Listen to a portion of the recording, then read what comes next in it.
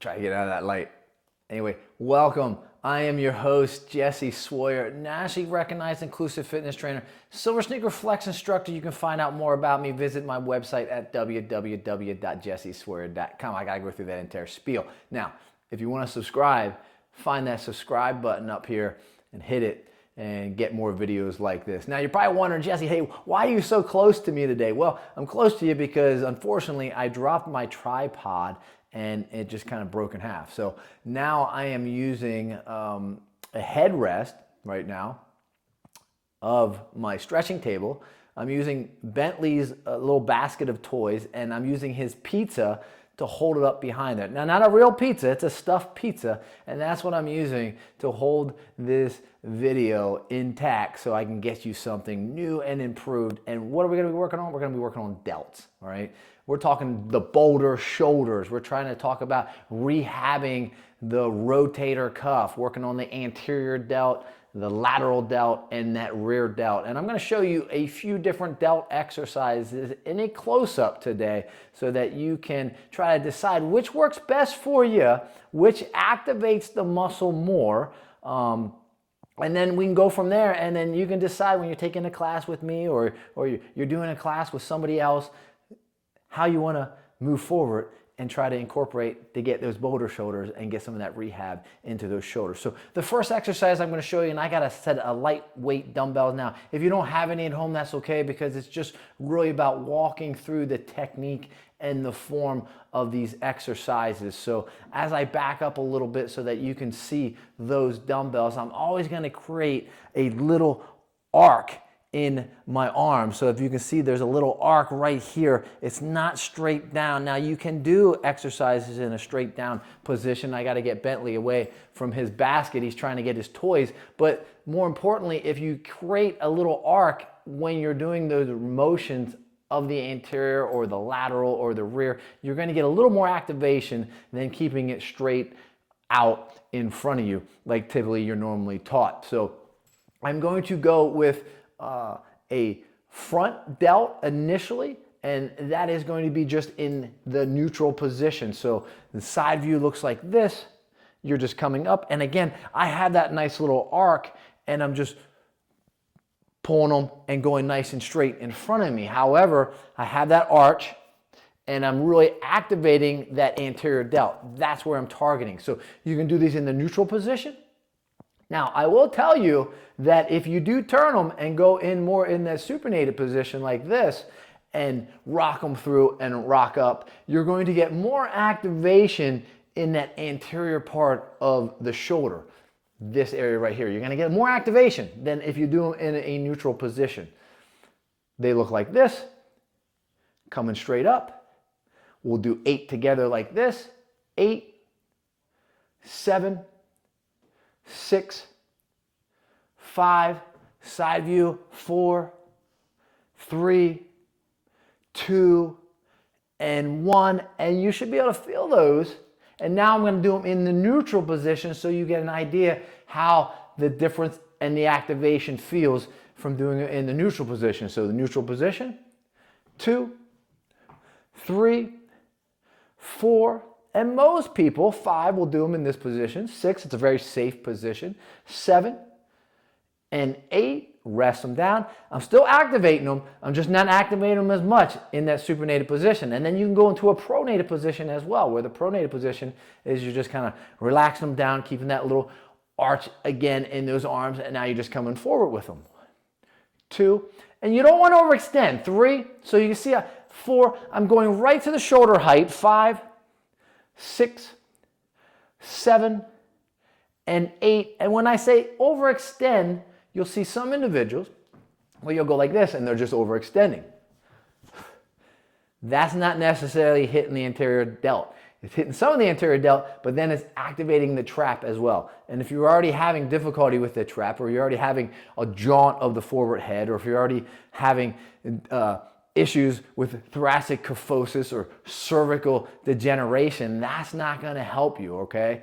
You don't want to overextend because you're not engaging the anterior delt or the lateral delt or the rear delt as much as you should. Instead, the trap is taking over, and it already takes over about 15%. As soon as you move those arms, it's already engaged about 15% of that trap to start. So there's 3 different ways that you can do your anterior delt. You have the supinated position, you have your neutral position, or you have your pronated position. And you can do them unilaterally or you can do them bilaterally, and I've been demonstrating in the bilateral position. Now, let's go to that lateral delt. Now, I'll teach short lever for those individuals that have difficulty with their rotator cuff. A short lever looks like this. Now, the common mistake when you do short lever, if I go like this, is that what happens is people get their arms like this and they do their short lever like this. You want to make sure that that wrist is in line with the elbow, and that elbow looks like a field goal, right? Like this. So as they come down here like this, they're staying out, they're staying wide, and those wrists aren't dipping in towards the chest. Side view. Short lever really helps for those individuals that might have rotator cuff discomfort or range of motion or limitations of motion. Let's get 8, 7, 6, 5, 4, 3, 2, and 1, and I can really feel those even in the short lever position. Now, let's go long lever. Again, we don't want to overextend, and we want to keep a slight bend in those elbows. Long lever, don't overextend, you're just pushing straight on out. You're not lifting, you're just pushing. 1, 2, side view, right there you go. 3, 4, 5, 6, 7, and 8, and I'm feeling those as well. So there's not much of a difference between short lever and long lever. Long lever is more meant for those individuals that have greater range of motion. So you're going to work the tendons a little bit better, and you got more stability because you don't have that rotator cuff injury. Now, is that the best way to do the lateral or the side delt? No, neither one of them. I'll show you the best way to do that right now. Now, the best way to do the lateral delt and side delt is stand nice and tall. And then what you want to do is you want to make your chest disappear. So how do you make your chest disappear if you're in this position and you're about to do the lateral or the side delt? Well, you want to roll the shoulders forward. See how I just made my chest disappear? Now it made it reappear.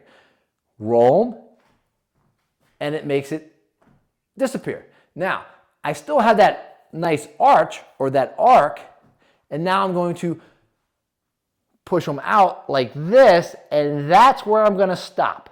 So I'm not coming up like this. I'm not coming out like this. I'm standing nice and tall. I'm rolling, disguising that chest, right, or hiding that chest, and then I'm going to push out.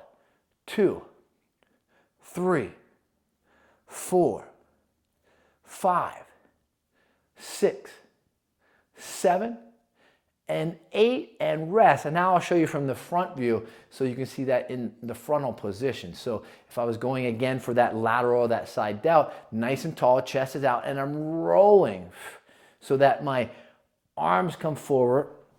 I'm hiding that chest, and now I'm rolling like this. 1. And you see how high they do not come, right? They don't come high at all. 3, I'm leading. 4, I'll show you in a second. 5 with one arm. 6, 7, and 8.